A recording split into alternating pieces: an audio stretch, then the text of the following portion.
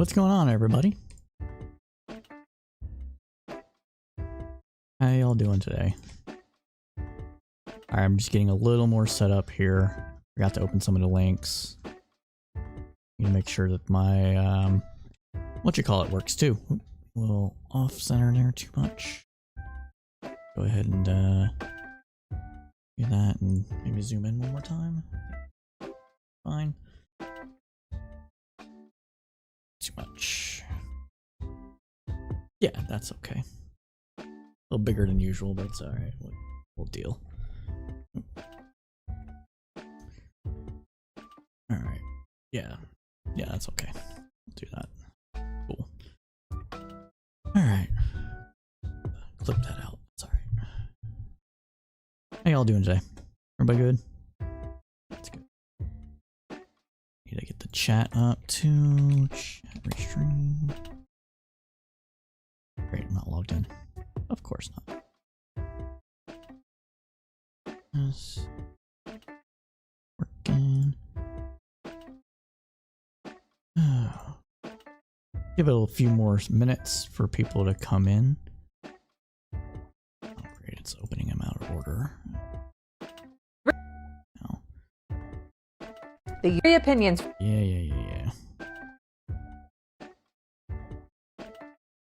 COVID opinions, blah blah blah blah blah. Vessel. Interior. Got a lot of stuff, bro. A lot of stuff to cover today. Yeah. Leanna Lynn relies on Spectrum Business. Shut up, ad.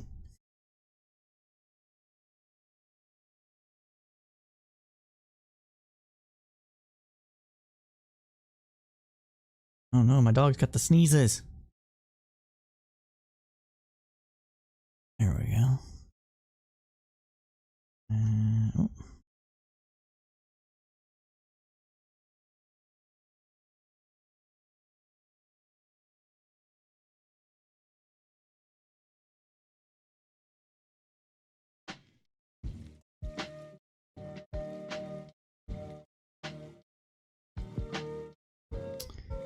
All right.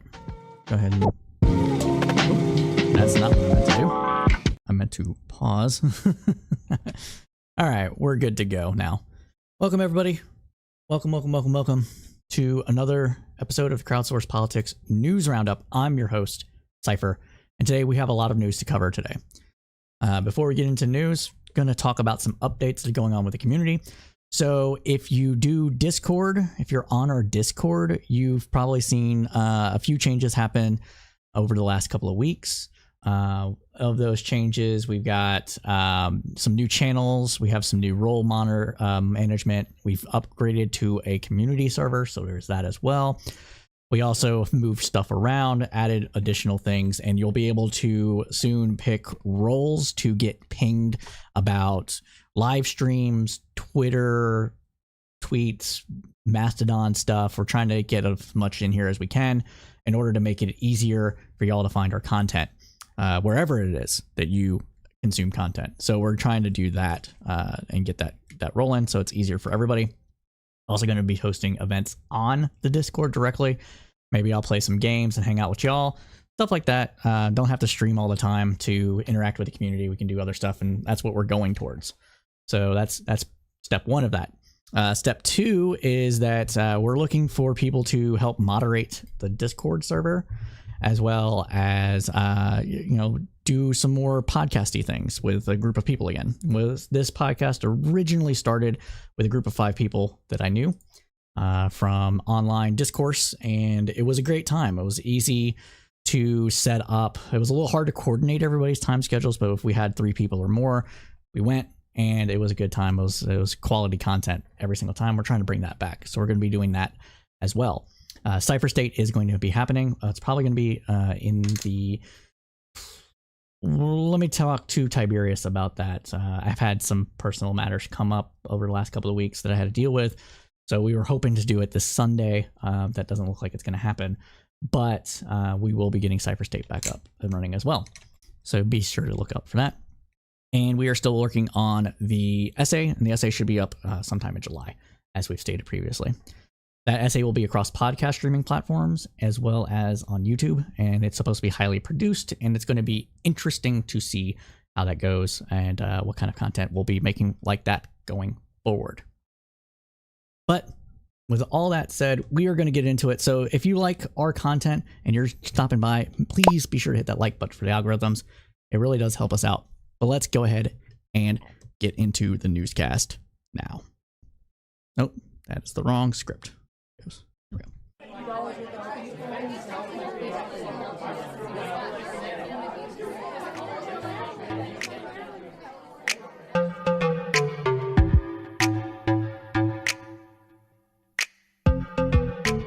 You good? All right, we're back. All right, let's get to it. So we begin with updates on Russia's war on Ukraine on the 484th day of the invasion. Reporting is from Newsweek, The Guardian, and Reuters. A map of Kyiv's counteroffensive has shown its troops advancing in 3 directions, following Ukrainian President Volodymyr Zelensky. A map of Kyiv's counteroffensive has shown its troops in 3 directions, although Ukrainian President Volodymyr Zelensky has admitted that progress in its push was slower than desired. The British Ministry of Defense, for their part, tweeted an image yesterday that outlined the counteroffensive, which aims to recapture Russian-occupied territory. We'll move over to that image now. All right. So we'll have this image up while we speak on it a bit. So Ukraine is attacking Russian supply lines to disrupt Moscow's defense of occupied territories in the south here, as we can see.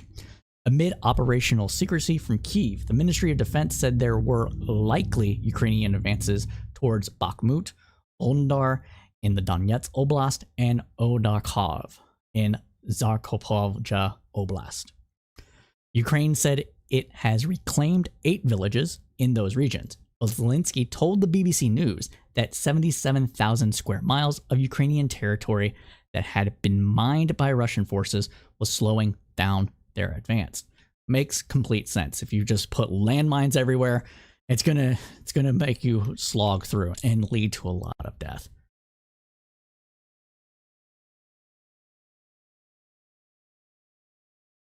Early this morning, Ukrainian missiles struck one of the few bridges linking the Crimean Peninsula with the Ukrainian mainland as well. Need this up. Oh, sorry. Stuff's not working properly. Here we go. The strike cut one of the main supply routes for Russian occupation forces in southern Ukraine as Kyiv pushes to drive them out. In response, the head of the Russian-installed administration in occupied parts of Ukraine's Kherson province said this was, quote, another meaningless act perpetrated by a Kyiv regime on the orders from London. Very, very cute on that one. Continuing on, he said it solves nothing as far as the special military operation is concerned. He said, vowing to repair the bridge and restore traffic. He threatened to retaliate by targeting a bridge linking neighboring Moldova to NATO member Romania, saying, quote, a very serious response is coming very soon. In other words, trying to bloop up NATO into the conflict proper, which would be a stupid decision from the your forces of Ukraine, to be, or the Russian forces, to be honest with y'all. Very, very dumb. Continuing on, alternative routes will require hours-long detours over roads in poor conditions. Russia's RIA news agency quoted Russian-installed transport officials in Crimea as saying repairs could take weeks.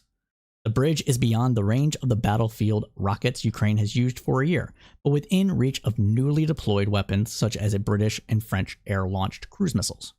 These weapons allowed Kyiv to hit logistics routes Russia had deemed safe just weeks prior.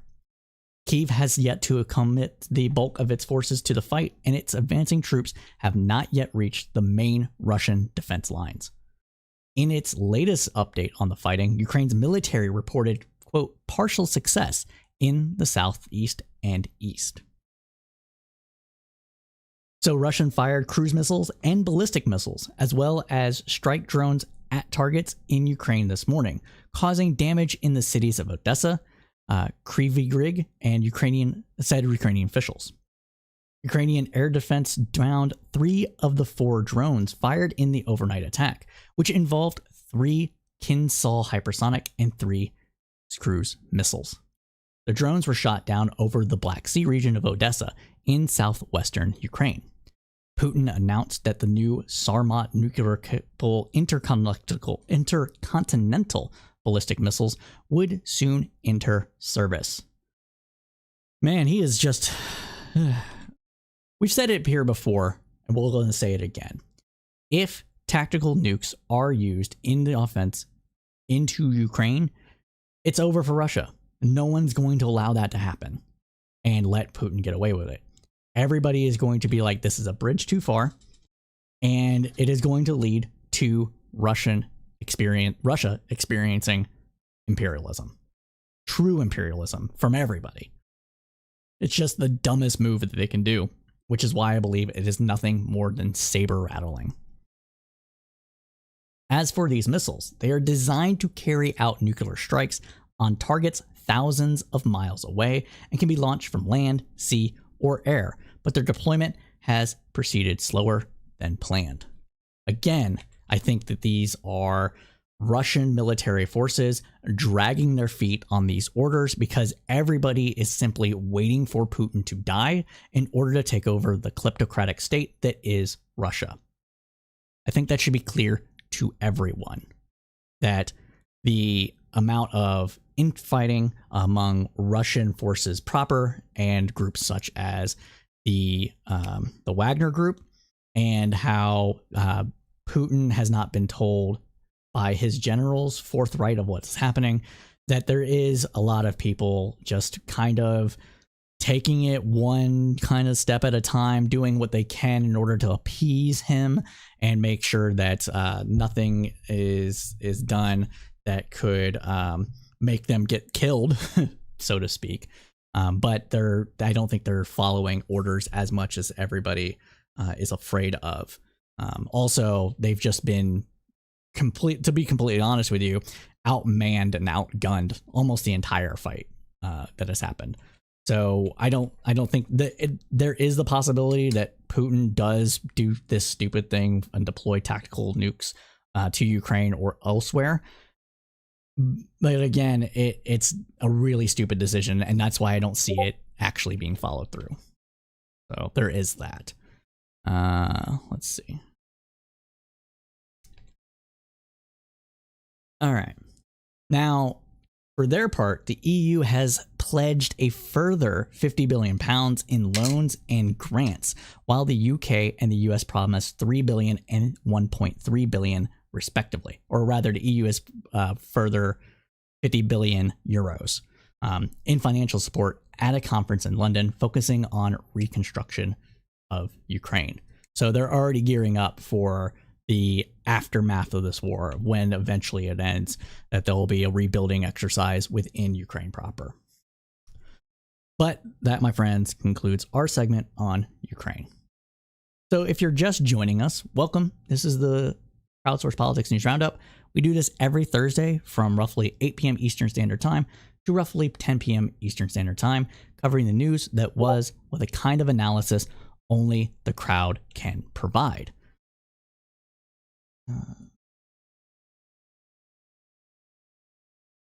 So if that's something you want to hear, you can come over to our YouTube or Facebook channels and watch it live. You can also join us in the Discord.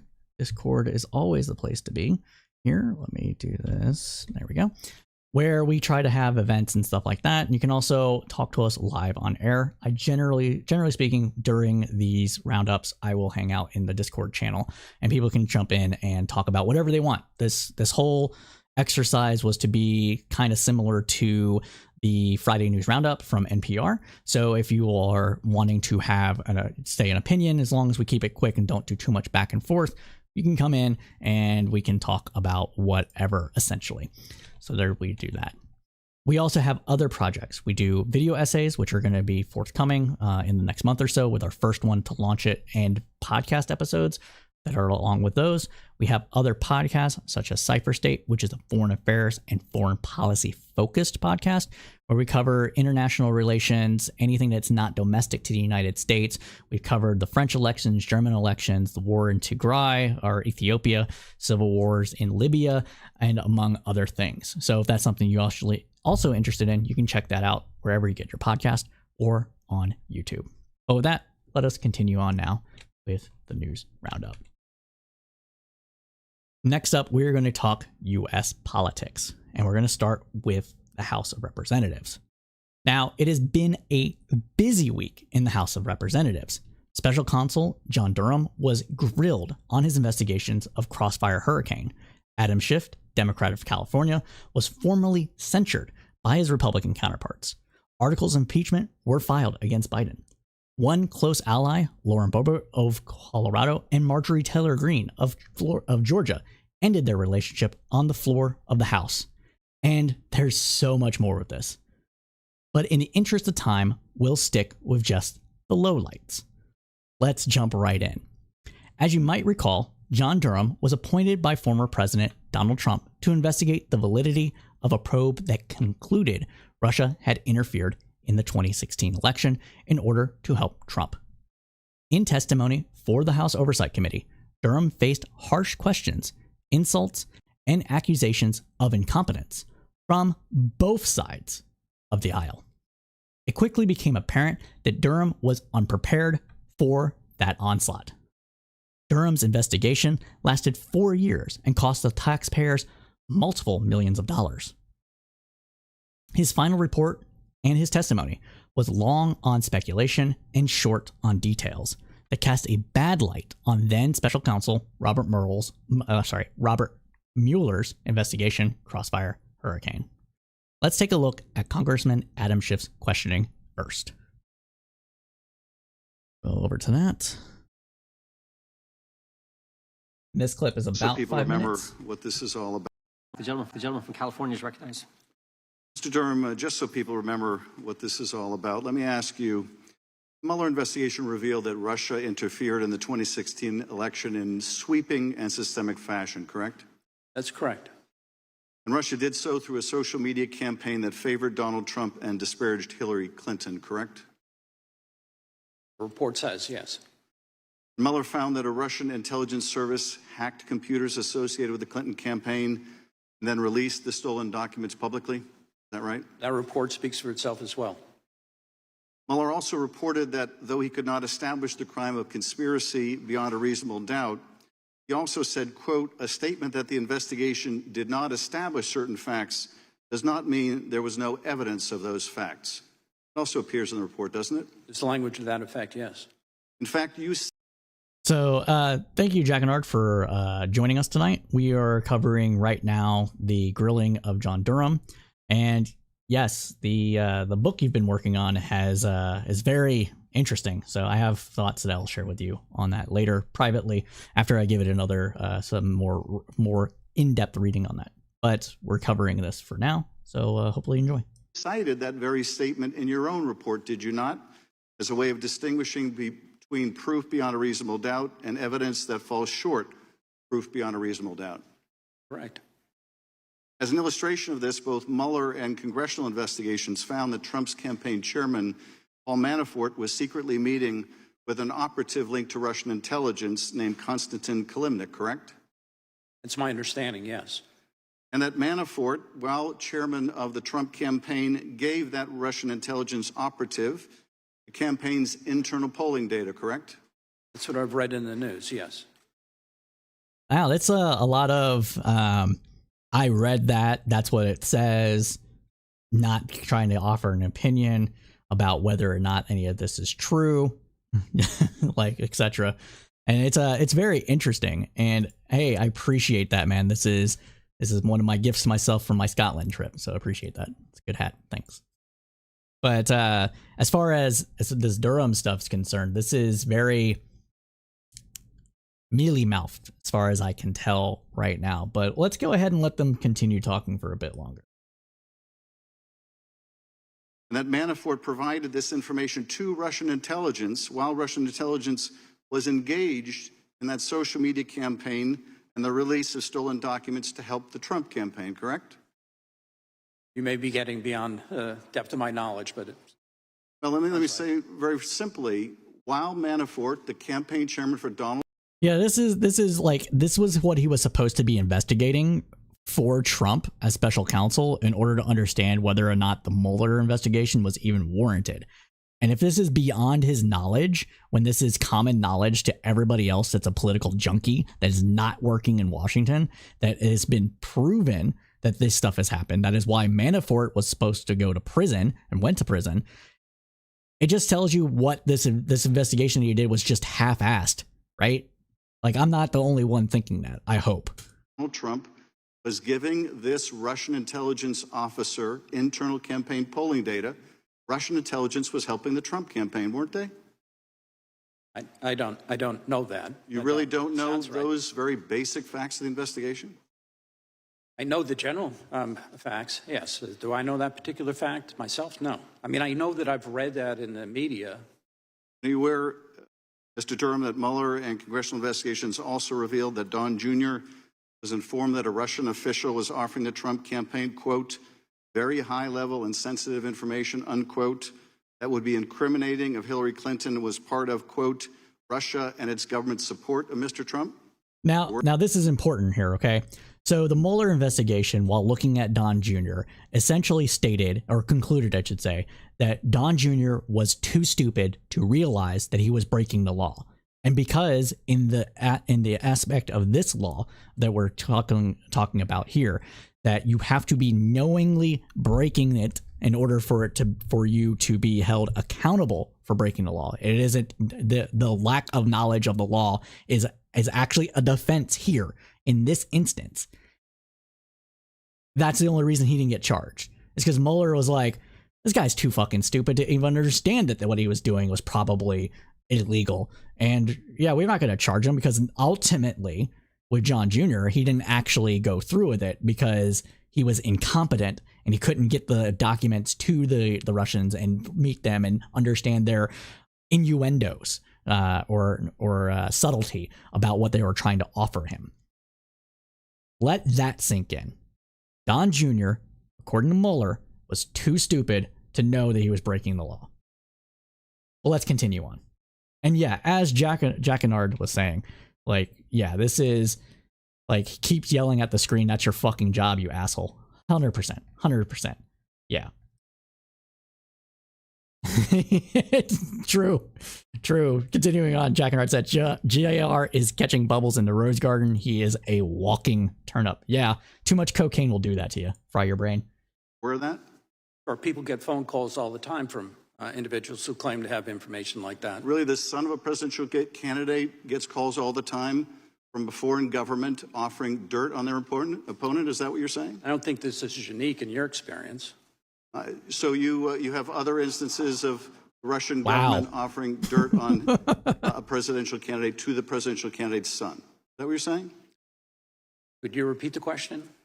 You said that it's not uncommon to get offers of help from a hostile foreign government in a presidential campaign directed at the president's son. You really stand by that, Mr. Durham? I'm saying that people can make phone calls making claims all the time that you may have experienced. Are you really trying to diminish the significance of what happened here and the secret meeting that the president said? Yes, he is actually trying to diminish the actual severity of what happened, because that is, in his mind, his job is to play defense for Trump. Son set up in Trump Tower to receive that incriminating information, trying to diminish the significance of that, Mr. Durham? I'm not trying to diminish it at all, but I think the more complete story is that they met and it was a ruse and they didn't talk about Mrs. Clinton. And you think it's insignificant that he had a secret meeting with a Russian delegation for the purpose of getting dirt on Hillary Clinton? They didn't talk about it because it was still in the subtlety phase of trying to have plausible deniability that that's what they were offering. This is a joke, dude. This is such a joke. And the only disappointment expressed in that meeting was that the dirt they got wasn't better. You don't think that's significant? I don't think that that was a well-advised thing to do. Not well advised. Right. Wow, that's the understatement of the year.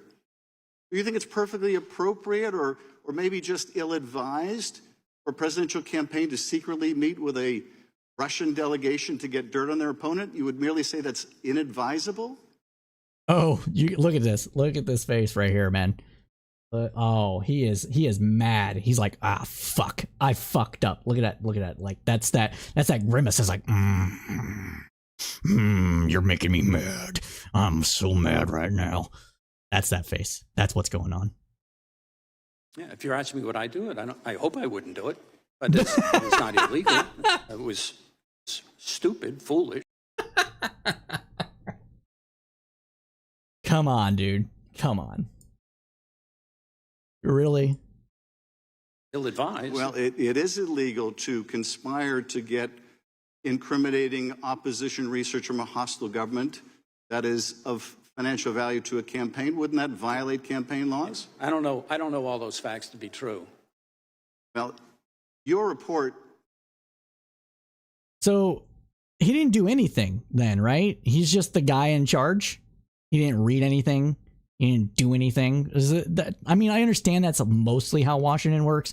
Like, Adam Schiff isn't sitting there writing every single law that comes across with his endorsement on it, right? It's being done by staffers and people with industry knowledge, not necessarily the industry, but, you know, people that are experts or at least very learned in the stuff that the senators and congressmen are writing about and doing legal action with and laws and that sort of thing with regulations. But this is a joke. It's like you didn't even read your own report. That's fucked. Mr. Durham doesn't dispute anything Mueller found, did it? No, our object, our aim was not to dispute Director Mueller. I have the greatest regard, highest regard for Director Mueller. He's a patriot. The only distinguishing But between his investigation and yours is he refused to bring charges where he couldn't prove guilt beyond a reasonable doubt, and you did. I yield back. Gentleman yields back. Ooh. All right. So that's that video. Okay. We got other stuff we have to talk. We have other stuff we have to go over. And we're going to go to Matt Gaetz now. Yeah. We're going to go to that guy here in just a second. Gentleman And I'm from sorry if it California. replays because this stuff doesn't like to go. But we're going to hear the other side of the aisle now. Talk about the wrongness of this investigation and how they're pissed off that it didn't lead to indictments of like Hillary Clinton and stuff. And it's another 5-minute clip. We'll do some. Oh, actually, it's about a 3-minute clip. We actually have to go over to about 2 minutes in. Let me get to that. 2 minutes. There we go. So we're gonna do this now. All right, let's get to it. Mueller team, Mifsud. How about Azra Turk? Azra Turk. What's Azra Turk's real name? You know that? I'm not going to be disclosing the names of FBI personnel that are otherwise unavailable. But an FBI. So the FBI sends somebody to go honeypot George Papadopoulos. Who gave the order to do that? I think that's beyond the scope of what's in the report. It's literally the scope of what your charging order is. Who put it in motion? We get after it was put in motion, the FBI did a bunch of wrong and corrupt things. Totally understand. We're trying to deal with that. But when you are part of the cover-up, Mr. Durham, then it makes our job harder. Yeah. Well, Oh man, yeah. It's all about trying to pull cover for every FBI and DOJ official and everybody's friends. So everybody wants to help everybody. And it has to be corruption, not the fact that nothing was actually being done that was wrong. Or at least if it was wrong, at least not corruptly wrong, more like overzealousness or other things that are explain it that isn't to the level of illegality. It has to be a conspiracy. It can't be the fact that he just didn't find anything. It can't be the fact that what was found was not illegal. It has to be the fact that he is also playing cover up, because that is where we're at right now. And that is what we're going to be listening to for the next couple of minutes. well, if that's your thought, I mean, there's no way of dissuading you from that. I can tell you that it's offensive and that the people who worked on this investigation have spent their lives trying to protect the people in this country and pursue within the law You went what it is that we over are Mr. Durham. authorized Wait, to hold on. do. You tried. So we can clearly, Durham is taking great offense to the insinuation that he is just some corrupt bureaucrat trying to cover for his friends. I mean, you can see it on his face. That's the look of like, really, guy? You're going to go there? Like, obviously. But you know, Matt Gaetz is playing his part. He's playing his role. He is a MAGA true and true. He is trying to play the populist, ever so watchful over the corrupt government in which he is a part of.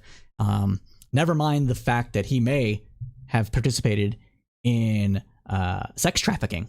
Never mind the fact that he's buddies with a guy that is known to have dabbled in things that are very illegal, very unethical, very immoral. No, never mind that. We have to focus on the true criminals here, and that is the government of the United States, apparently.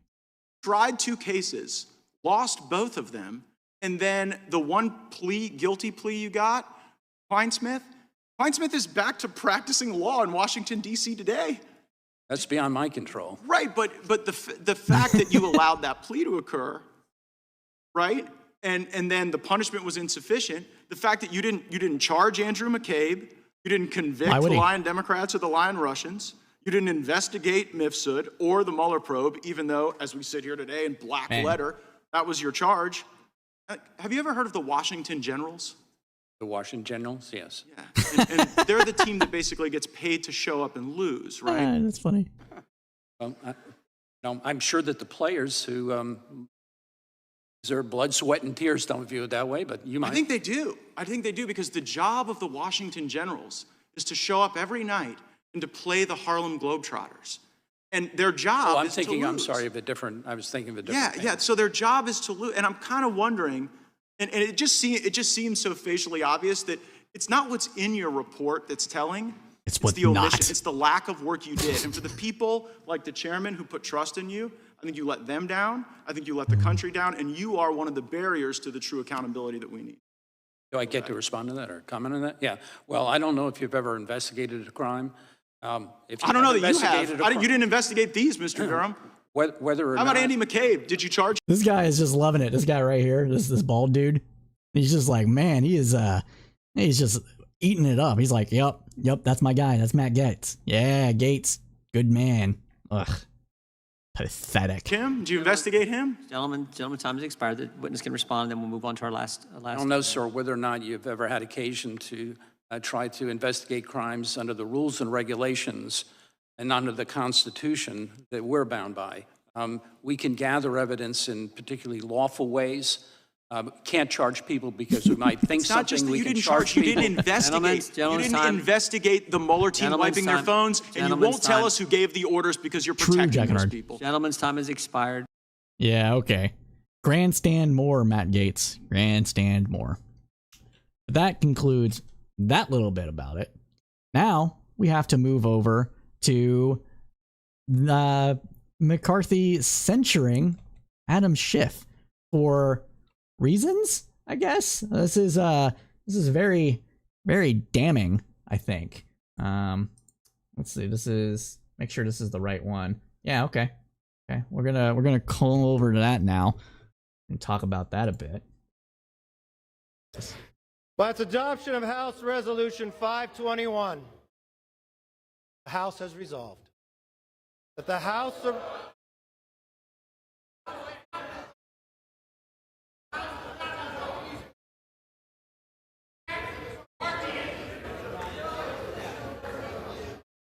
I have all night. By its adoption of House Resolution 521, the House has resolved that the House of Representatives censures Adam Schiff, representative of the 30th Congressional District of California.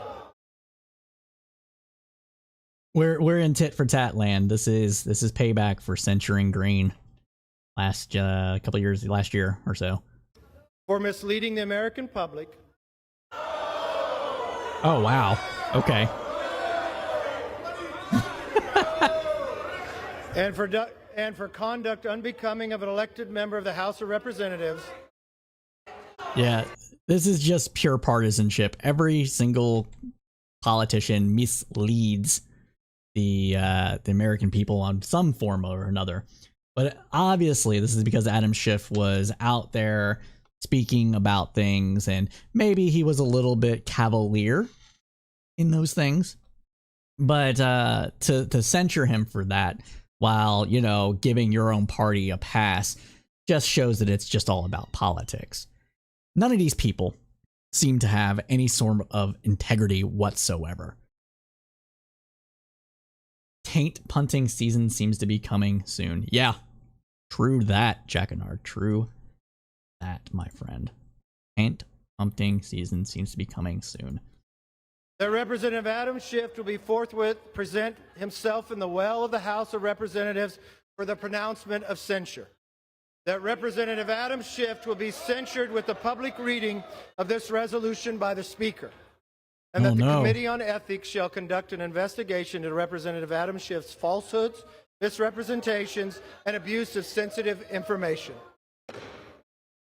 Oh no, whatever will we do? Meanwhile, during the entirety of trying to get Clinton, trying to get Biden, there was all sorts of leaked information to the press, to favorable press, to unfavorable press, to everybody, in order to shape narratives like they were trying to do. And it's succeeding to a degree. They're succeeding. I mean, narrative shaping is real. We have to acknowledge it. We have to acknowledge that it's effective. And that's what this is here. This is also narrative shaping. It is trying to paint all Democrats through Adam Schiff as being tainted and corrupt. So Adam Schiff will be facing the censure. He will be facing the ethics committee for an investigation into those claims. But we need to continue on with more of the House stuff. And now we're going to talk about a little thing that's a little funny, a little thing that is you might have heard about today. And that, my friends, of course, is Elon and Boebert filing articles of impeachment and stealing Marjorie Taylor Greene's thunder. So eager to impeach President Joe Biden, hard-right House Republicans forced a vote today that sent the matter of congressional committees, according to reporting from Columbian. It was a clear demonstration of the challenge that Speaker McCarthy faces in controlling the majority party.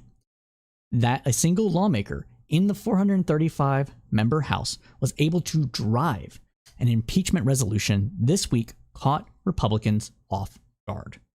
Many of them viewed it as a distraction from other priorities. The measure charges Biden with high crimes and misdemeanors over his handling of the U.S. border with Mexico. Representative Lauren Boebert, backed by far-right allies, was able to use the House rules to force a snap vote on what is a grave constitutional matter. The 219 to 208 party line vote sent her resolution to committees for possible consideration, like any other bill. The committees are under no obligation to do anything with it, though. Still, Boebert, Republican from Colorado, argued during debate the House is taking a historic action.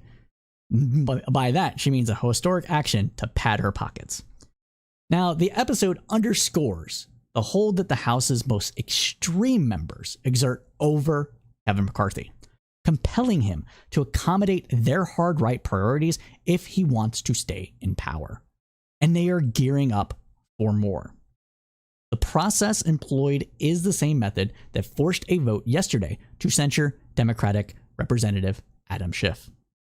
Quote, today they're dishonoring this House and dishonoring themselves by bringing to the floor this ridiculous impeachment referral resolution, said Massachusetts Representative Jim McGovern, suggesting Trump put his allies up to it. Continuing on, he said,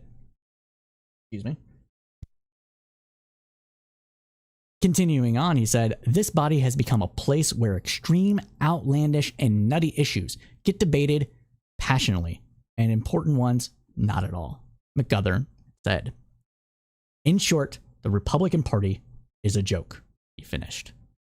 The vote capped days of maneuvering by McCarthy to calm the uprising within his party over a roll call that many did not take.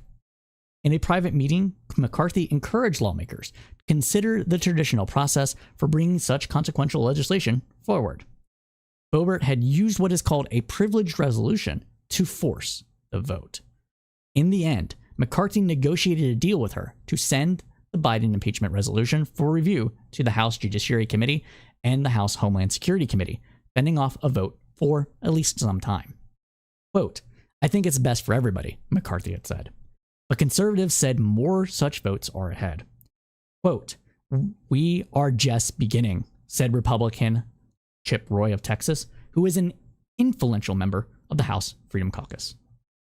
CNN reported that Marjorie Taylor Greene confronted Boebert, calling her a copycat for offering an impeachment resolution similar to the one that she had proposed herself. The Daily Beast first reported that Greene told Boebert on the House floor, quote, I've donated to you. I've defended you. But you're being nothing but a little bitch to me. And you copied my articles of impeachment after I asked you to co-sponsor them. Greene's spokesman had confirmed the quote is in fact accurate. Greene said that she plans to support Boebert's resolution and that she is also taking steps to force a vote on 5 other impeachment resolutions. These resolutions will target Biden, Attorney General Merrick Garland, FBI Director Chris Wray, Homeland Security Secretary Alejandro Mayorkas, and U.S. Attorney Matthew Graves. Quote, what we need to do is we really need to have this argument here in our conference and to get to the same place that our base is, where our Republican voters are, and they've had enough. They've absolutely had enough, he said.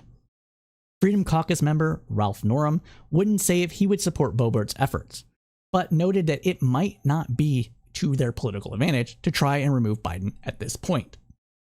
Quote, we're going to look at it and see. A lot of people have questions. We're just in a meeting, and he is the best candidate that can go down to defeat. But he's got a dismal record. He does. He's tearing the country up. So we'll see. In other words, they don't want to impeach Biden in order to be able to try to outvote him in November because they feel that Biden is a weak candidate.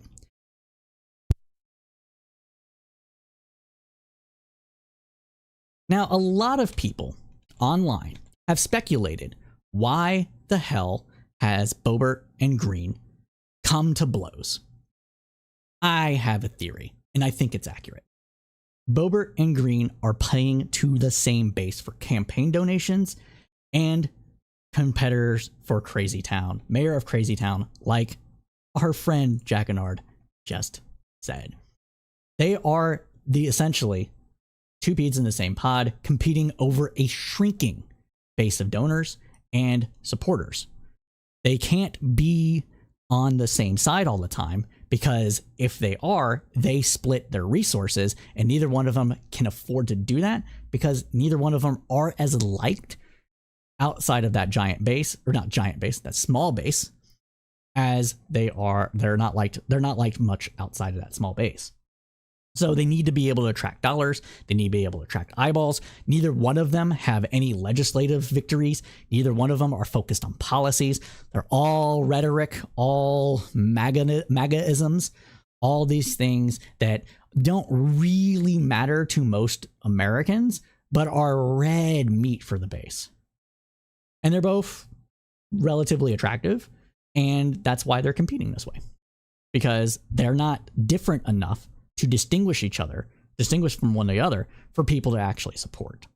And if they're trying to vie for that same base of power and use that as a springboard to higher office, or at least, if not higher office, at least more higher up in leadership, then they have to differentiate each other. And that's what we're seeing here. That's why we see Boebert take that deal, that impeachment article, and submit it before Green got enough co-sponsors that she was comfortable with. She sees the initiative, and it's going to play to her benefit. And that's why they're coming to blows. I think that should be pretty obvious to people. But I've seen a bunch of people, especially liberals, not really talking about that too much. Maybe they know and they don't want to say. That's possible. But it should be said, I think. I think this is something that needs to be called out because it exposes their weakness. And it's a way to get a chink in the armor to give a little shiv in, you know? Just a little bit. But that, my friends, concludes our segment on Congress. Now, I'm going to move over to the Senate. Give me 1 second.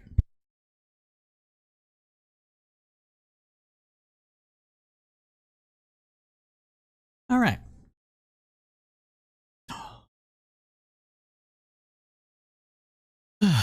All right. Got the Senate now.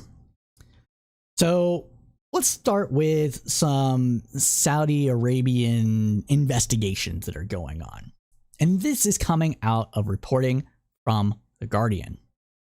So the powerful governor of Saudi Arabia's state-backed investment fund has been invited to testify before a Senate committee.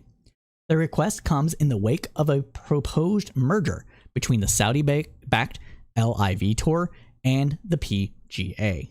Talking about golf here, people. Yeah, golf. I know, it's weird, but that's what we're talking about. This raises the possibility the executive could be questioned under oath about issues ranging from the future of the Gulf to execution of journalist Jamal Khashoggi. Yasser al-Ruhaimiyya, governor of Saudi Arabia's Public Investment Fund, was invited to testify on July 11th by the Senate Permanent Subcommittee on Investigations. The chairman of that committee is Democratic Senator Dick Blumenthal, who is one of the toughest critics of the Saudi Arabia on Capitol Hill.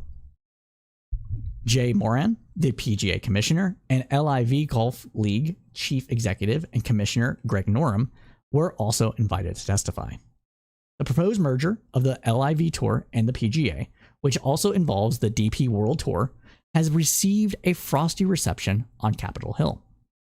In a public statement, Blumenthal said that the purpose of the hearing was to examine the proposed agreements between the PGA and the PIF. Quote, Our goal is to uncover the facts about what went into the PGA Tour's deal with the Saudi Public Investment Fund and what the Saudi takeover means for the future of this cherished American institution and our national interest, Blumenthal said. Who would have thought that golf would be a cherished American institution outside of rich... Wait, anything that rich people like is a cherished American institution. It all makes sense, actually. Continuing on, he stated, quote, Americans deserve to know what the structure and governance of this new entity will be. Major actors in the deal are best positioned to provide this information, and they owe Congress and the American people answers in a public hearing. Now, it's not far from clear whether Al-Ruhmiyah will ultimately agree to testify. Saudi officials in the past have successfully avoided depositions and public testimony under oath by claiming sovereign immunity, which makes sense. They are sovereign entities that are representatives of the Saudi Arabian government. They cannot necessarily be compelled to testify in the United States under international law and other treaties and things like that. While the focus, though, of this hearing will be centered on golf, Al-Ruhmiyah could also face questions about his role at the PIF and his relationship with the Saudi Crown Prince Mohammed bin Salman, who is the chairman of the PIF. Al-Ruhmiyah wears many hats on his role as Saudi state official. He serves the chairman of Saudi Aramco, the Saudi National Oil Company, and chairman of Newcastle United, among other roles. U.S. intelligence agencies have concluded in an intelligence report that was declassified in 2021 that Prince Mohammed approved Khashoggi's gruesome murder as well. The executive could also be asked about his financial relationship with Donald Trump, whose golf properties have hosted LIV events in the past. And that's important, right? Trump actually promoted this merger, thought it was a good thing, because it was going to bring him money, right? If the Saudi government is able to take the PGA, merge with the PGA, take majority ownership of it through the Sovereign Wealth Fund, then they can direct what properties the golf tour goes to. And it could be a way for quid pro quo of things that Trump may have done for the Saudi government. A lot of people have speculated that part of the reason why Kushner got a lot of good deals from Saudi Arabia shortly after Trump leaving the Oval Office is because of payment for Trump doing things for the Saudi government. Not going after Khashoggi, for instance, or going after the murderers of Khashoggi, we should say. Doing weapons deals that were bigger and better than done under previous administrations. Helping Saudi Arabia negotiate more intelligence sharing between themselves and the Israeli government. And also, people were speculating that some of the information that Trump took out of the White House in those secret documents was done to help the Saudi government in some way. Maybe it would be information about nuclear weapons that the Saudi government wants to know in order to have its own nuclear arsenal, in order to protect itself from people trying to go after it. So yeah, it's pretty jacked up if you ask me, to be honest. Yeah, I don't know. So this is what we're seeing here, clearly, in my opinion. We're seeing all these things happen, and it's important to investigate them. And again, the golf thing is just another aspect of standard Washington potential corruption that happens that Trump just seems to be swimming in. Whether you want to believe that he's under a witch hunt or not, you have to understand that there is a lot of smoke surrounding him, that these investigations are not just being done for funsies to slander him. Honestly, like, it would help Biden. Like, Trump winning the Republican nomination helps Biden win, in my opinion. So, yeah, I don't know. Well, that's just me, though. I guess that's just me. Yeah. We got more stuff in the Senate, though. So let's continue on with some information from the summit. And talking about some Biden nominations for military positions being blocked by Tuberville. So despite top U.S. military retirements beginning in less than a month, Senator Tommy Tuberville refuses to end his blockade of hundreds of armed services promotions. The blockade is in protest of the Pentagon's reproductive care policy that was instituted after the reversal of Roe v. Wade. All culture, all the time. It doesn't matter what it is. It's going to be there. It's going to be used as a weapon against everybody.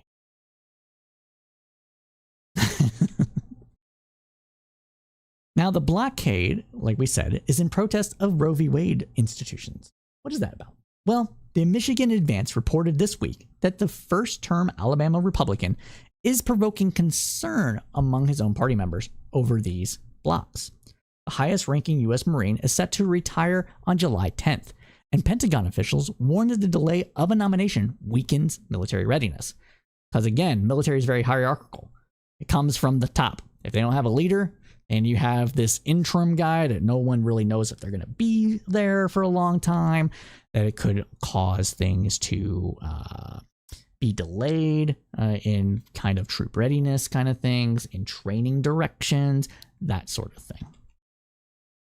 So those waiting in line, though, include a new leader of the U.S. Naval Academy in Annapolis, Maryland, and a new top military advisor to the president. Tuberville is insisting that the administration and Senate Democrats bring a standalone bill to the floor for a vote on a Department of Defense policy that allows leave and travel allowances for service members stationed in states where abortion is banned or severely restricted. The senator reportedly refused an offer by GOP colleagues, Senator Johnny Ernest of Iowa, to include her proposal to prohibit the policy in this year's National Defense Authorization Act. Tuberville has been blocking the nominations, which have grown to more than 200 for several months. In March, Tuberville told the state's newsroom that he intended to work it out with Secretary of Defense Lloyd Austin. Tuberville promised to smooth things over with Austin just hours after the top Pentagon official testified during a budget hearing that the obstruction, quote, actually creates a ripple effect through the force that makes us far less ready than we need to be. Continuing on, quote, the effects are absolutely critical in terms of the impact on the force, Austin told Armed Services Committee on March 28th. Continuing on, this is one of the busiest and most complex times we've seen lately. We see a war, the largest conflict in Europe since World War II. We see an aggressive China operating in the Indo-Pacific. We see an Iranian-backed elements going after our troops. And there are a number of things happening globally that indicate we could be in a contest on any given day, he said. Senator Angus King, an independent from Maine who sits on the Armed Services Committee, said he's hearing concerns from military generals as well.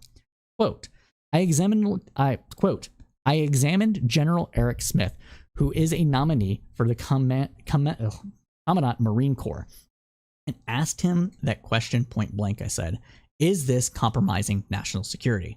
And he ultimately said yes, King said. Tuberville responded on the floor with, quote, I want to be clear about this because my Democratic colleagues have been spending a little bit of time different information. I am not blocking anyone from getting confirmed. I am not blocking a single vote. I am only blocking unanimous consent. If Democrats want to vote on these nominees one at a time, I'm all for it and will probably vote for them. In other words, slowing down the process to a crawl in order to drum up support and opposition for those nominees in order to slow down Biden and make him less effective. Among the hundreds of block nominees, positions the Senate has historically approved unanimously in large groups, is the replacement of Joint Chief of Staff Chairman Mark Milley, who is set to retire in October.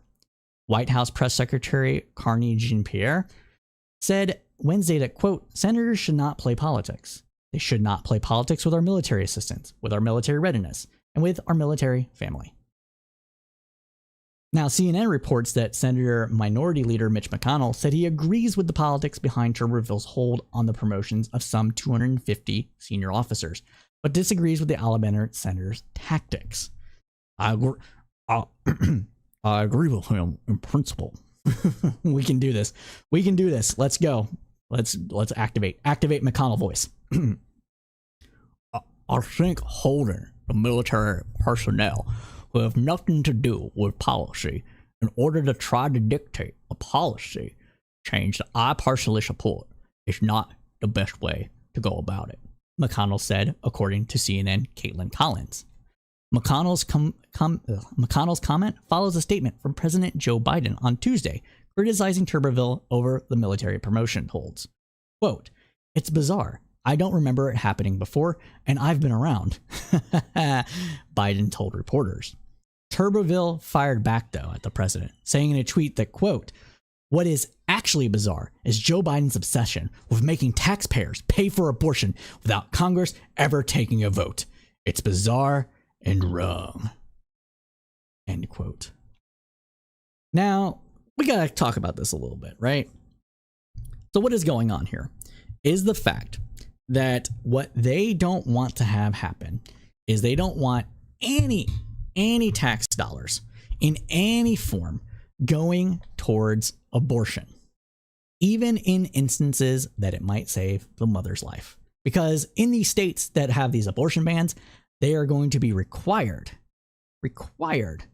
to wait until they are about to die before getting a medically needed abortion.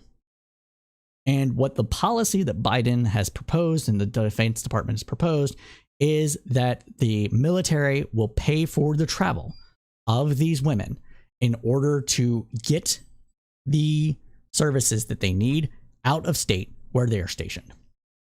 And because that's an extra expense, that is the military, quote, that is taxpayer dollars, quote, paying for the abortion.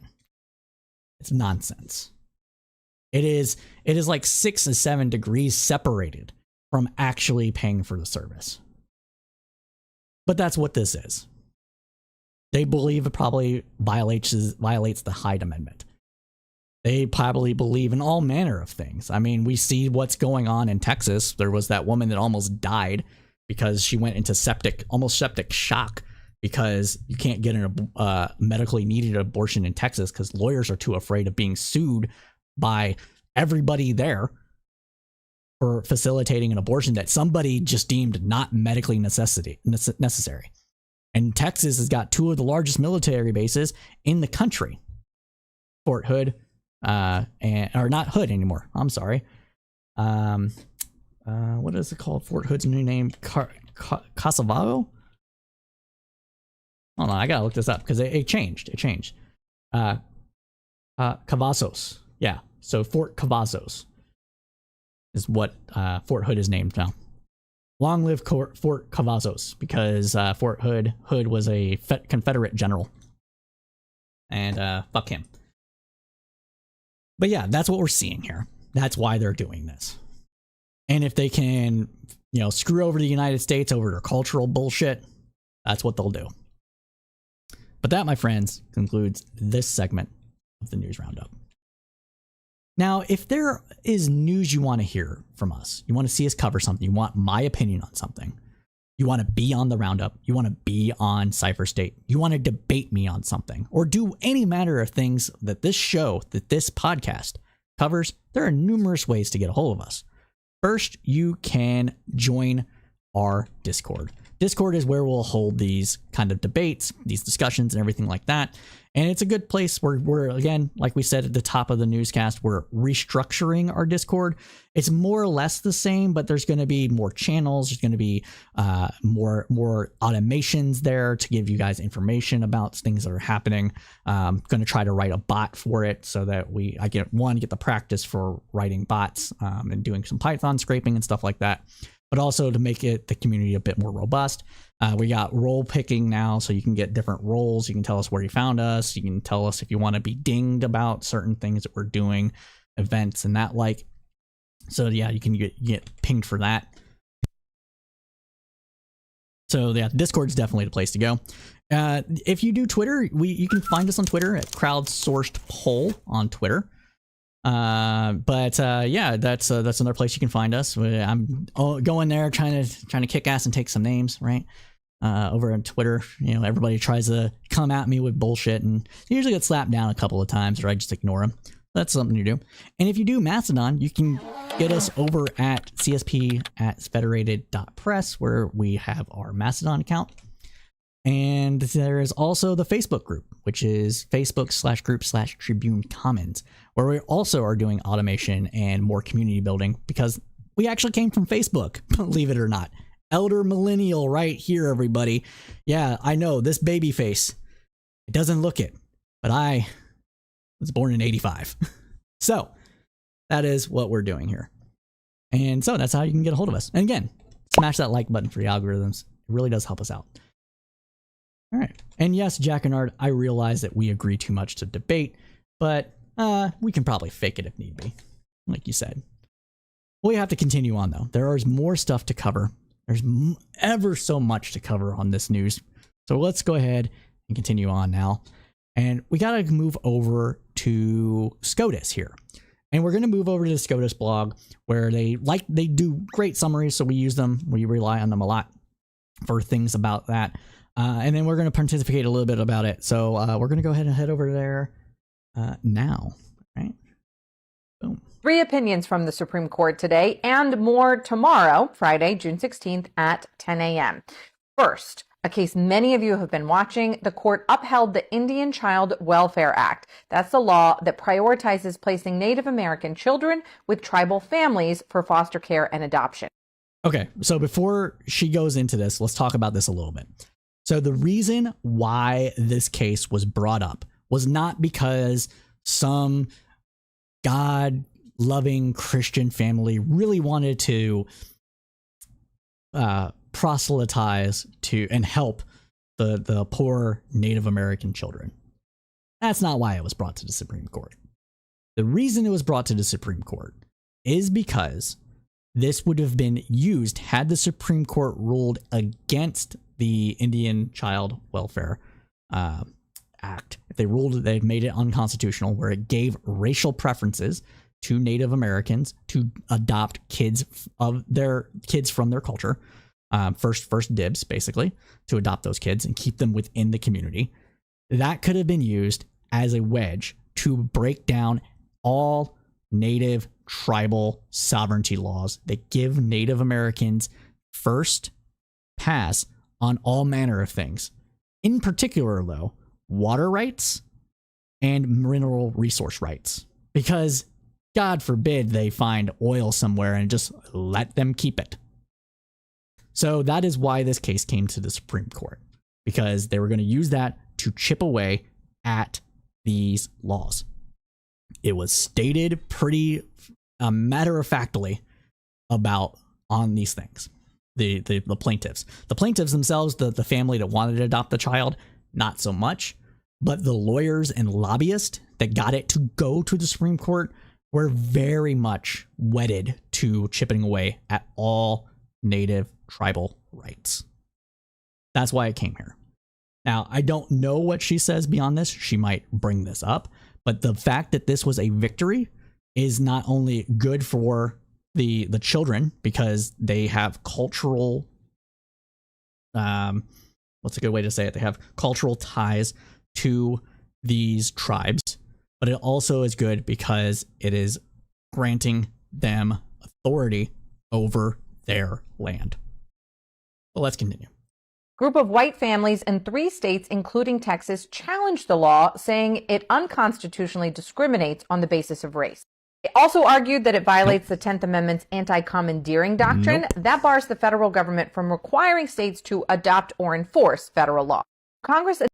This is not true because of treaties.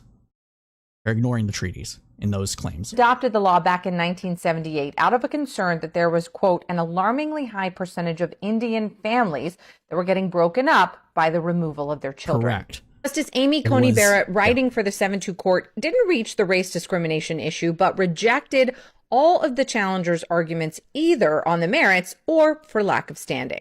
Justice Gorsuch, who's well known for championing tribal sovereignty during his time on the bench, wrote separately to recount the long history of federal efforts to destroy tribal identity. Now, this is one of those situations where, so a lot of lefties don't like Gorsuch. I don't like Gorsuch. I don't like him because of his opinions when it comes to economics. But when it comes to civil liberties, Gorsuch is actually fairly close to Kennedy. It's not a one-to-one. It's not a one-to-one. Kennedy was better on some things, but it is very close. So a lot of people that were saying Gorsuch was going to rule for the corporations in this regard just really need to get their head out of their ass and actually look at what he actually stands for and how he's actually ruled on numerous cases. This isn't the first one. This isn't the first civil liberties case that he's ruled good. Oh, he's ruled well. He made a good ruling. He did it for sex discrimination for trans people. There was a trans woman that was working at a mortuary that the whoever is in charge of the mortuary, I don't know that title, but they wanted this trans woman to dress as a man because that is what they were. They were assigned male at birth, and they were like no, and they brought their case to the Supreme Court, and Gorsuch is like, no, that's just sex discrimination. If you wouldn't rule that if you're not going to say that a woman has to wear men's clothes or what have you, if you're not going to have these equally. Funeral director, thank you, Jack and Ard. If you're not going to rule, if you're not going to have these same things enforced, then you can't do it. That's sex discrimination. It was great. It's a great ruling. So that's what we're seeing here, and so I really need people to understand that. That's why this court is ruling in these weird ways that people weren't really expecting on several civil libertarian like issues, is because Gorsuch, Robert's a little wonky on that, but Gorsuch and Kavanaugh also a little wonky on that, but they're actually not as ideologically driven in their cultural proclivities as somebody would want them to be, as a DeSantis or as a Rick Santorum or what have you. So that's why these rulings are going this way. So good. And force assimilation through boarding school programs and the promotion of the adoption of Native American children by non-Native families. Justices Thomas and Alito dissented. In a second case involving Native American tribes, the court said that Native American tribes are not immune from the automatic stay of the bankruptcy code. This decision effectively means I called it. Those three pulled a fast one on Trump. They promised him the moon and took the seat when told him to fly the kite. I don't know which three you're talking about. Gorsuch and Kavanaugh. Are you talking about Amy too? Because I don't know. Maybe it's possible. I mean, Amy was really what the Heritage Foundation really wanted. Gorsuch was Trump wanted to appoint more justices to the court that he thought if he appointed them, they would show him loyalty. And so that's why he got Kennedy to retire so that a Republican could put it down. So that makes sense. Kavanaugh, again, is a little wonky. I think left-leaning people took too hard of a jump at Kavanaugh. He almost got borked to a degree, and that would have been worse, probably. But thankfully, he's not holding too much of a grudge there. But I don't know about Barrett. I don't know if I agree with you on Barrett, Jack and Ard. We'll have to see more rulings. I mean, there have been several like these rulings done. Jurisprudence seems to be winning the day there, but yeah. I'm going to rewind this because I actually didn't understand what they were talking about here on this case. Let me rewind this a little bit. Yeah, okay, I gotcha. Yeah, they're definitely not Trumplicans. You're right. All right, let's go ahead and continue now.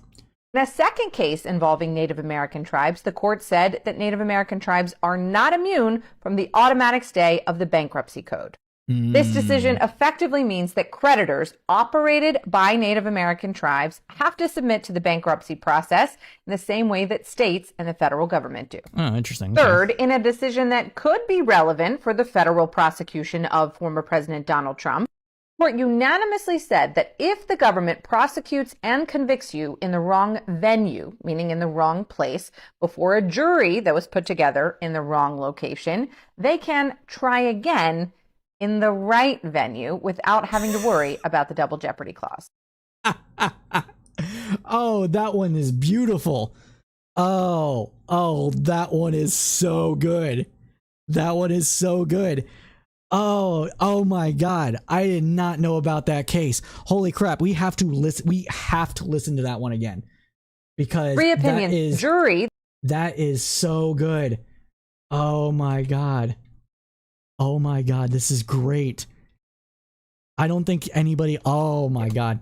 Third, in a decision that could be relevant for the federal prosecution of former President Donald Trump, the court unanimously said that if the government prosecutes and convicts you in the wrong venue, meaning in the wrong place, before a jury that was put together in the wrong location, they can try again in the right venue without having to worry about the double jeopardy clause. Okay. So the reason I had that play again, and Jack and Art, I know you already know where I'm going with this, is because they are bringing cases against Trump in Florida and in the Southern District of New York. And the Florida jurisdiction is basically going to a Trumpian judge. Cannon, I think is her name. And what this means is that they're like, well, if it's not really the proper venue because that's not where the crime was committed, then you can actually be tried again because it was done on it was basically a miscalculation and maybe not as fair of a trial to the prosecution as what would have happened in the right venue. That is beautiful. That was a unanimous decision. And that I don't know if they made deals in the background with Alito and Clarence or Thomas, Alito and Thomas, I should say. But wow, that's good. That is really good. Like, maybe they're all just tired of Trump. I don't know, but yeah, that's really good. Wow. Okay. That got me happy. Yeah, this is this is what he's saying. Like, Jack and Art's like, yeah, this is what I'm saying. They said fuck you to Trump over and over on so many levels. Yeah, they did. Especially this one. Holy crap. Wow, man. Wow. That's awesome. That's fucking awesome. We have more SCOTUS stuff to cover though. So let's go ahead and continue on with that with opinions that were done today. So we got a 40-second clip here. So let's go back over to SCOTUS blog over on TikTok and let's do it. The United States Supreme Court will release one or more opinions tomorrow, June 22nd, and Friday, June 23rd. Both opinion mornings start at 10 a.m. As always, we don't know what opinions we'll get or how many we'll get. And okay, I guess this is the wrong video clip, so we'll just clip that. Until they come live at 10 a.m. Yeah. We'll be live streaming here, so far. Oopsie doozies with the link on that one, but that's okay. It happens every once in a while. Yeah, Jack and Art, rarely happens. But we got to continue on with the newscast. And so, we're going to talk about it. The thing that everybody's been making memes on. And I'm not talking about the orcas. No, I am talking about Titanic 2, the implosion. So, according to the Associated Foreign Press, this afternoon, all 5 people aboard a submersible missing near the wreck of the Titanic died after the vessel suffered a catastrophic implosion in the ocean depth, according to the U.S. Coast Guard. The announcement ended a multinational search and rescue operation that captivated the world since a small tourist craft went missing in the North Atlantic on Sunday. Rear Admiral John Mulgar told reporters that analysis showed that the debris was consistent with an implosion of the sub's pressure chamber. This wreckage was found on the seafloor 1,600 feet, roughly 500 meters, from the bow of the Titanic. The 21-foot Titan began its descent at 8 a.m. on Sunday and had been due to resurface 7 hours later. The craft lost communications with its mothership less than 2 hours into its trip. Ship and planes from the US and Canadian Coast Guards, as well as a robot sent from France, scoured 10,000 square miles of surface water, roughly the size of the state of Massachusetts, for the vessel. The pressure at that depth, as measured in atmospheres, is 400 times that at sea level. Marine scientist and oceanographer David Murrens, who specializes in deep water search and recovery operations, said earlier that the discovery of debris indicated a rapid breakup of the submersible. Quote, "The only saving grace about this is that it would have been immediate, literally in a millisecond, and then the men would have had no idea what was happening," Marines, who was friends with 2 of those on board, told Sky News. In 2018, the former director of marine operations alleged in a lawsuit that he had been fired after raising concerns about the company's experimental and untested design of the Titan. Reuters reports that this was not the first time the capsule had lost communication either. During a previous dive, the vessel was lost for 5 hours. And the CEO behind this was so cavalier about all the safety measures and stuff and everything like that. And it's just like, no, dude, there's things that are, these things are done for a reason. Like they all this testing, all this stuff is being done because of time tested realities or advice experience that makes it necessary to have a safe sea voyage, a submerged sea voyage. But again, despite the close call, no attempts were made to install a locator beacon afterwards. Why? You're only doing these giving these rides to billionaires. Like, poor people aren't taking this. You don't have to make your ticket prices really. Ugh. Just hubris. Absolute hubris. Let's continue on though. It had embarked on a 12,500-foot descent into the ocean to explore the Titanic wreckage off the coast of Newfoundland, Canada. Accompanying the crew was Hamish Harding, a well-known British world explorer who was the only civilian on board. Harding, famous for paying top dollar for a ride in Jeff Bezos' Blue Origin rocket, had posted a photo of himself before the expedition, stating that he would be the last person to see the Titanic in 2023. The submersible was created by OceanGate Expeditions. This particular expedition was planned to be their last of the year before resuming voyages in 2024. Typically, these OceanGate Titanic trips lasted 8 days and involved dives of up to 10 hours each. The company relied on satellite technology to stay in communications with their submarines. However, in this case, all communications with the lost submarine was cut off soon after it began its descent. We're now going to turn over to some photos of this vessel. Here we see the exterior of the vessel. Looks pretty rugged, looks clean, right? This is the inside of the vessel. Pretty on the outside, janked in the inside. And what I want to bring your attention to here, and this has already been memed to death, is this joystick here. Let's get zoom in, enhance. Oh, I can't enhance. All right, this joystick, okay?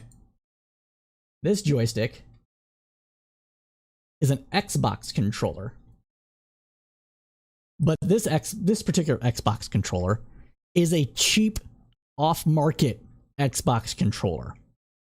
It's not even the proper Xbox controller. It's the kind of controller you buy for like probably at this point $30 compared to like $50 or $60 that always has issues after a few months. It's that kind of controller. Gamers know what this means. That this ship was doomed from the start. That is That is bananas. Bananas. And this is what it looked submerged. Okay. Now, why do we bring this up? Well, the reason we bring this up is because, as we said, there were reports about this company having having all sorts of whistleblower complaints and issues in the past. The CEO said that let's find out if we can CEO of OceanGate risk. Obscenely safe regulations had been invented years before a submarine went missing, with experts alleging that his regulations. Okay, so we're gonna go over to New York Post about this, and where's this quote at? Okay, I actually can't find the quote in here quickly, so we'll just talk about it a bit. Everything I say here is going to be accurate.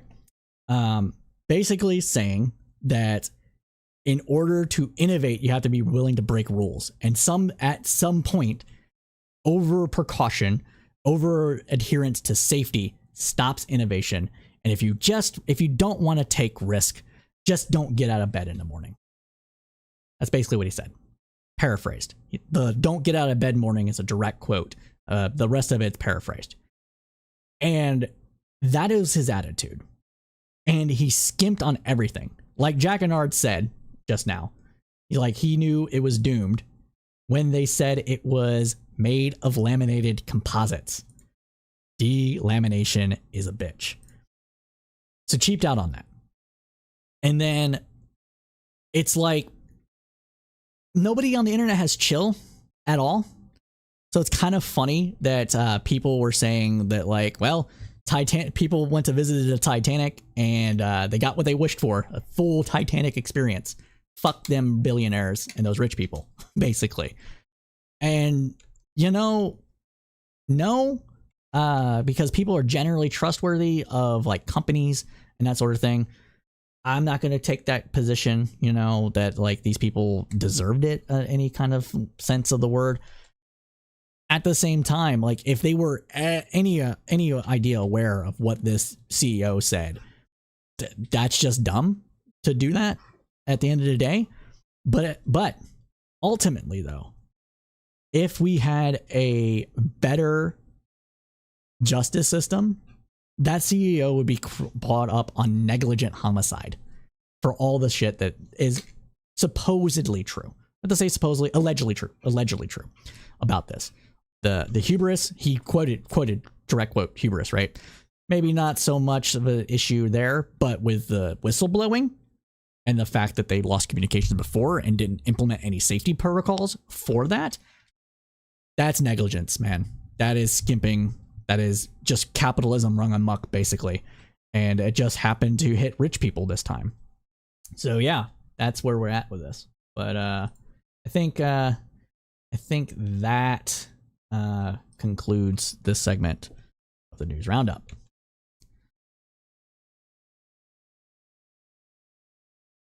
But let's continue on. And now we're going to talk about Hunter Biden, everybody's beloved bail son. So CBS News and CNN reported that Hunter Biden has reached a tentative deal with the U.S. attorney in Delaware. The president's son agreed to enter guilty pleas to 2 misdemeanor tax charges and admitted to felony gun possession, according to a Justice Department filing. The plea will include an acknowledgement that the drug use contributed to the gun crime, and he has agreed to enter into pre-trial diversion agreements. The agreement is expected to mean that Hunter Biden will have to remain drug-free and will not commit additional crimes for 2 years.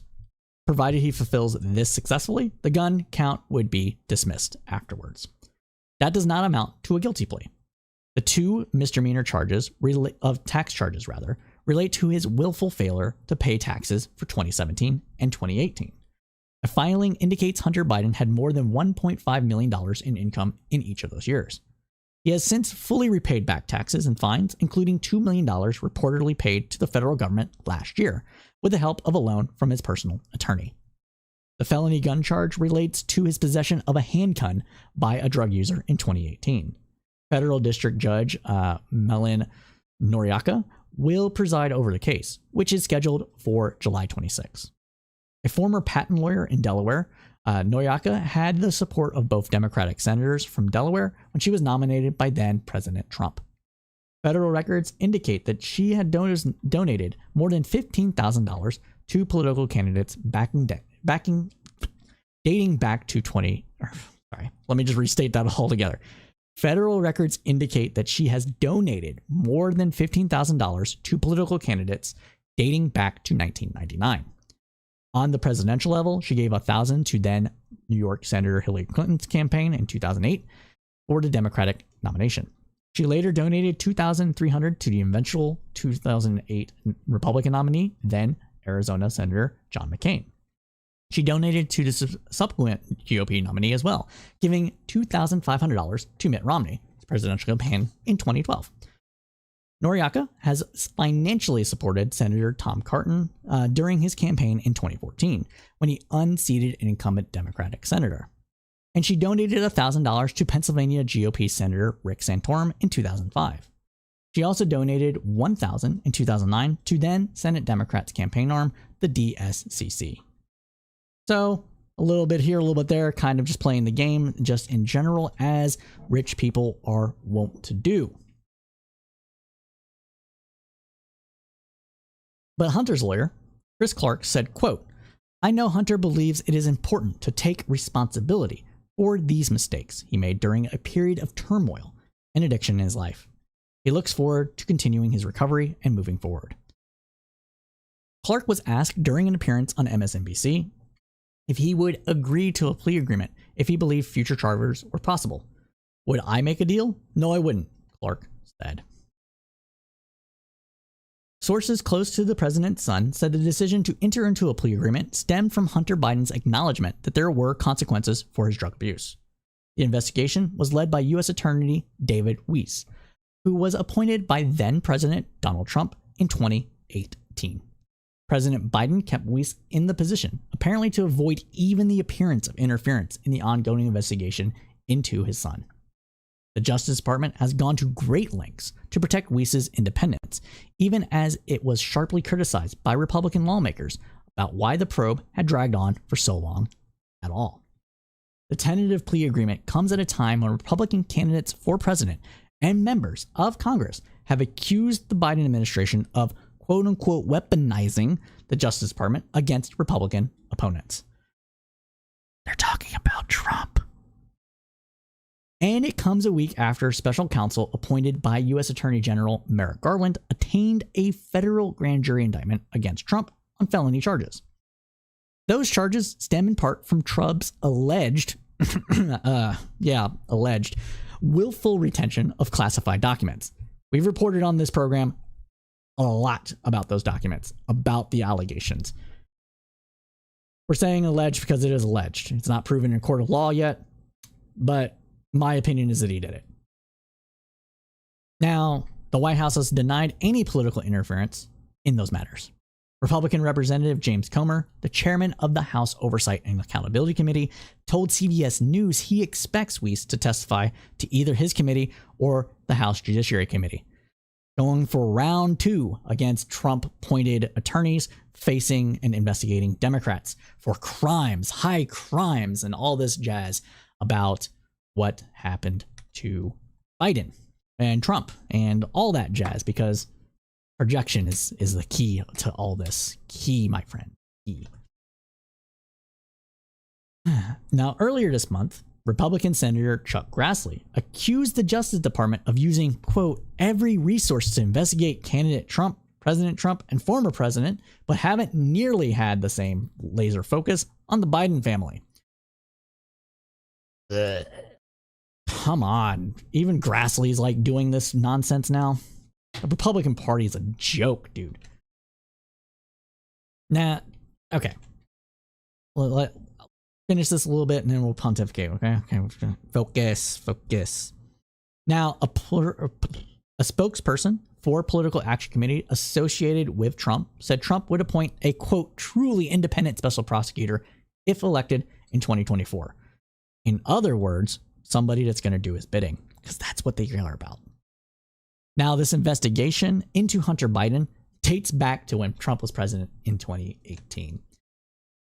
Okay, so why are we talking about this? Well, first of all, a lot of people, especially on the right, some lefty skeptics of the Bidens, have stated that they believe that Hunter did in fact get money for his work in Ukraine to influence Biden during his vice presidency, and there was that quid pro quo in Ukraine. That's what they believe. So they were hoping that this investigation would look into the matters of how Hunter obtained this money that he didn't pay taxes on.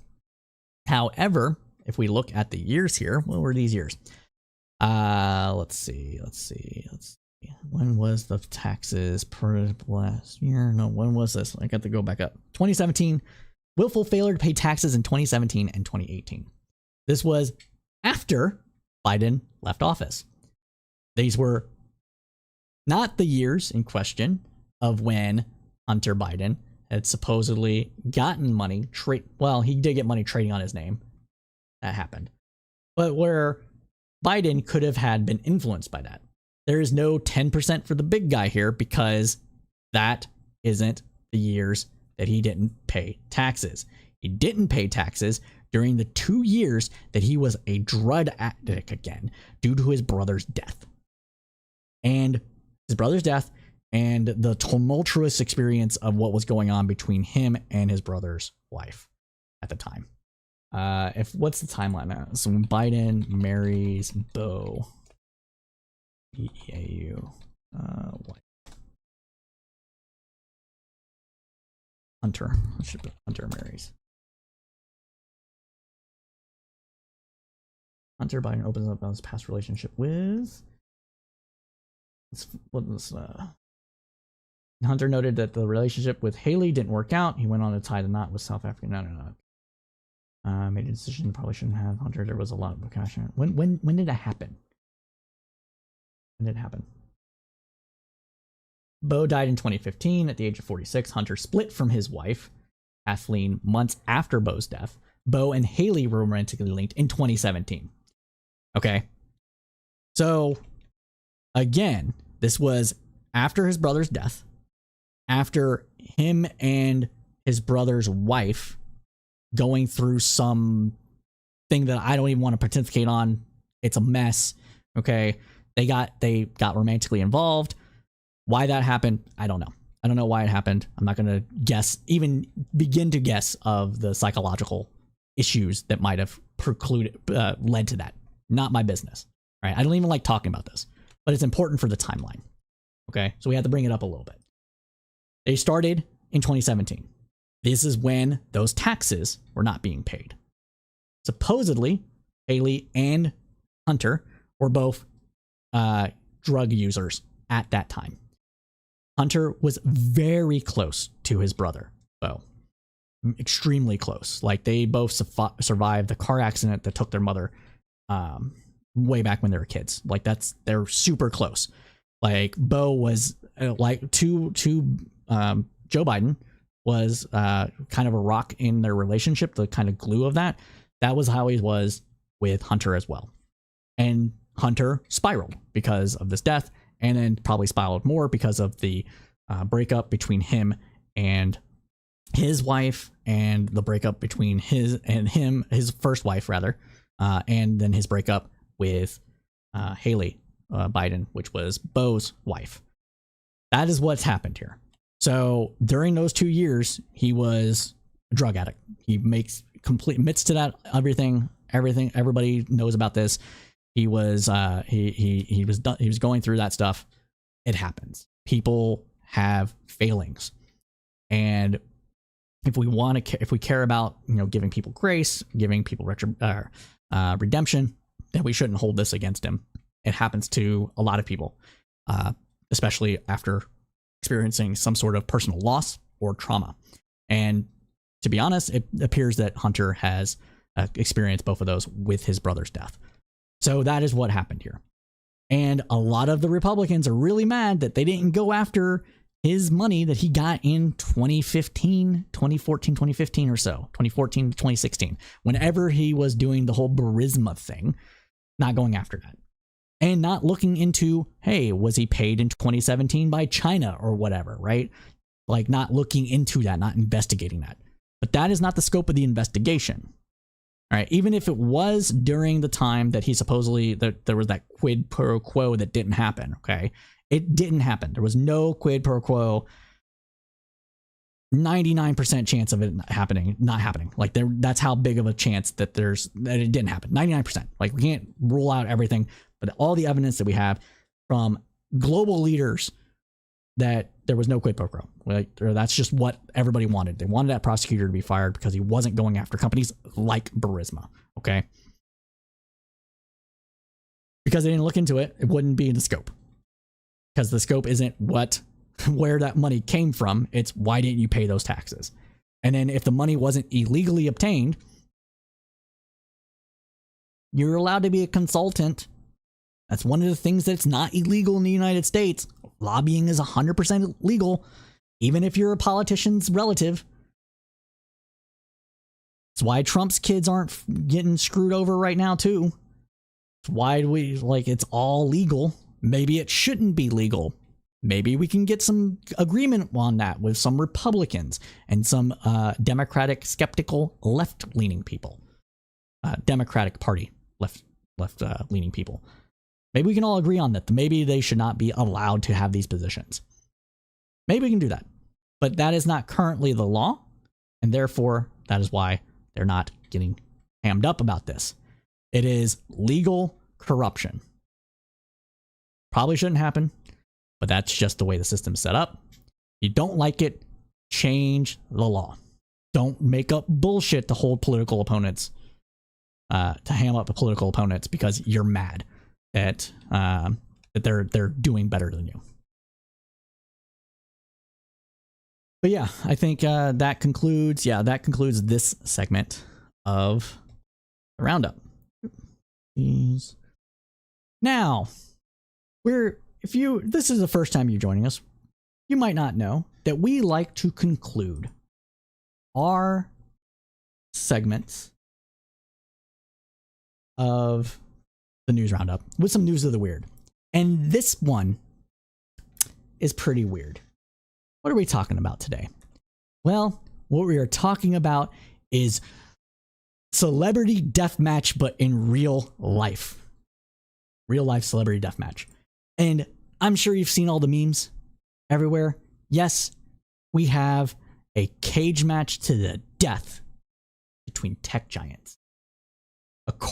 So let's get into it. So according to Business Insider, we have news that's saying that it's going to be epic, right? Really? But what is this about?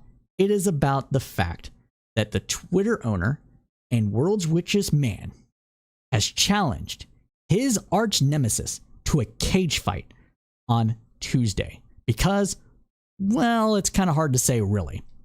Reports suggest that Zuckerberg is preparing to launch a Twitter rival, which almost certainly will be an unashamed copycat.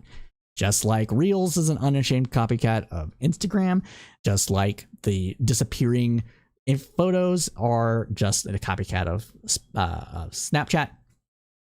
Just like groups are kind of copying some of the better features of Reddit, but not the great one. And that's what we're having here. So there's at least something reasonable to squabble over on this. The pair do also have a long history of throwing shade at one another. But a real physical fight? Come on now, Elon. Have you heard of what Zuckerberg has been up to lately? He's been training in MMA, winning jiu-jitsu competitions, and generally getting seriously ripped. Like, not even joking, the dude is buff. Like, look at this. Look, like, we're going to turn over to this video now. Like, if you have not seen this, you are, like, it's weird. Like, I mean, you know, when you're rich and you're famous and you're able to like have personal trainers to like micromanage your diets, you can get big. But Zuck is legit. Like can legit fight. Watch. Facebook founder and Meta CEO Mark Zuckerberg recently made a post about his first ever jiu-jitsu match. In the post, he mentioned that he won 1 gold and 1 silver in the competition. But onlookers have something more to add to the story. According to spectators, in the final match, after about 1.5 minutes of wrestling, Zuckerberg was pinned down by his opponent. 2 minutes into the bout, the referee called the match and gave the win to the opponent, thinking Zuckerberg had tapped out. However, Zuckerberg opposed the referee's decision, saying he did not make any sign of tapping out and claimed it was an error of judgment by the referee. But look at this. Look, he is buff, dude. Like, and he can fight. He can do jujitsu. So the match was recast and ended up as a draw. Zuckerberg started his mixed martial art journey during the COVID lockdowns, and after about 2 years of training, he won 2 medals in his first competition. That's impressive. Like, that's pretty impressive. Now, Zuckerberg's jiu-jitsu prowess gives him a way of turning Musk inside out in ways he may not have even realized were possible. The martial arts is based on submission maneuvers, such as joint locks and chokes. Could see Zuckerberg put Musk to sleep within 60 seconds flat.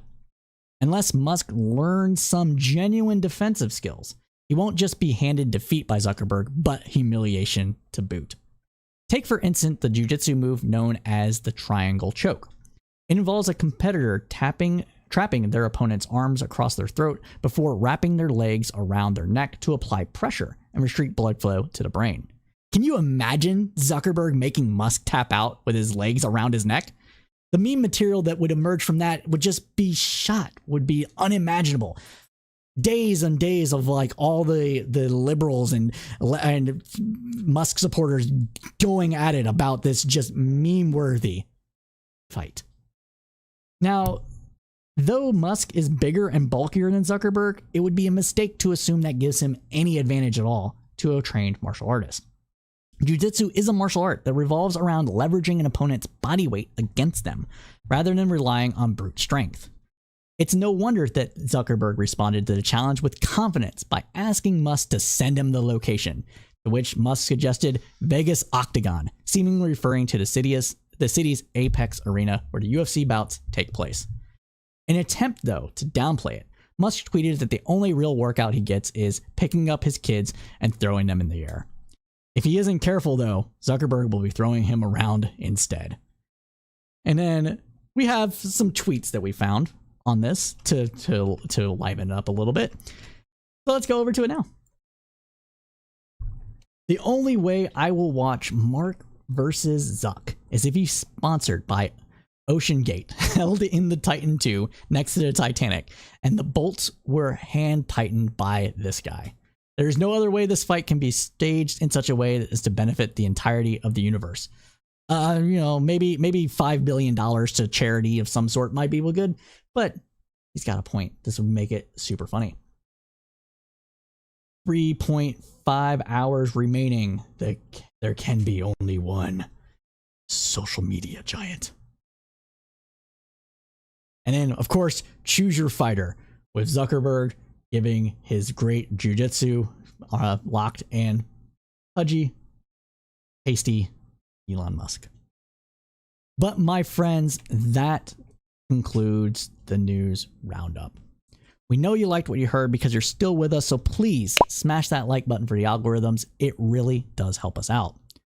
Thank you all so much for joining us here, though, because without you, I would just be a person shouting into the void that is the internet. And that's as fun as that is. It's not as fun as talking with people in chat and doing things that I very much enjoy. I'd like to give special thanks to our producer, Nikki Adams, because without her, this newscast would be a shell of what it is. And it would take me much longer to do this then I would have to do it on Sundays probably and not beat everybody to the punch of doing their Friday news roundups. And that's kind of what we were trying to do with this. So thank you, Nikki. Really appreciate it. If you have anything that you want to see us talk about, there's numerous ways to do that. You can hit us up on the Discord. We're restructuring our Discord like we said earlier. So please go ahead and join the Discord on there. And we do other programs. We do Cypher State, which is a foreign affairs and foreign policy focused podcast. We're going to do long form video essays and podcast episodes again. First one coming up is going to be about AI, and we're taking a slightly different approach to AI and everything that revolves around than some of the other content creators you probably watch. So it's still going to be useful, even if you've watched everybody beat us to that punch, because we're only 2 people and they have entire newsrooms. And we're going to be doing more debates. In fact, I'm going to be on the Crucible this Saturday debating abortion. Yeah, that's what we're debating today, that day. So this Saturday at, I believe, 8 p.m. Eastern Standard Time, that is what we're going to be doing. So you can catch us on this show to watch that. We will be dual streaming that. But as we say, though, thank you everybody again for joining us. And as we say at Crowdsourced Politics, keep your head up through the political storm.